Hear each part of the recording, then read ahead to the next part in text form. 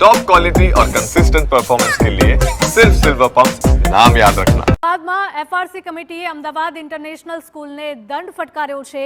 નિયમના ભંગ બદલ સ્કૂલને 5 લાખ રૂપિયાનો દંડ ફટકારવામાં આવ્યો છે। ગુજરાતી માધ્યમમાં એફિડેવિટ રજૂ કર્યા વિના જ વસૂલાતી હતી ફી।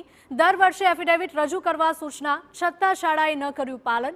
છેલ્લા 6 વર્ષથી વિદ્યાર્થીઓ પાસેથી 600 રૂપિયાની ફી વસૂલવામાં આવતી હતી। એફિડેવિટ વિના ફી વસૂલાતી હોવાની એફઆરસી કમિટીને ફરિયાદ મળી હતી।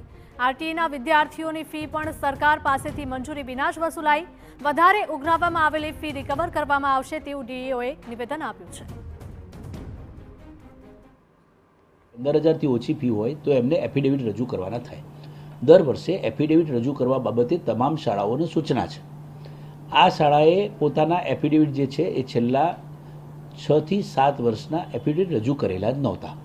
ઇંગ્લિશ મીડિયમની ફી મંજૂર કરાવેલી છે, પરંતુ ગુજરાતી મીડિયમની ફી એફિડેવિટમાં મંજૂર કરાવી નહોતી અને તેઓ પોતાની રીતે 600 રૂપિયા જેટલી ફીસ જે છે તેમના કયા પ્રમાણે લેતા હતા।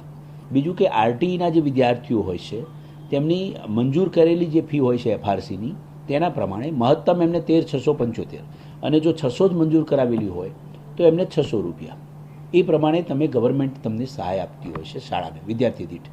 તો એ પ્રમાણે પણ એમણે કેટલા મેળવ્યા છે તે પ્રકારની પણ તપાસ થશે અને જેટલા પણ એમણે મેળવ્યા છે તેની રિકવરી પણ કરવામાં આવશે।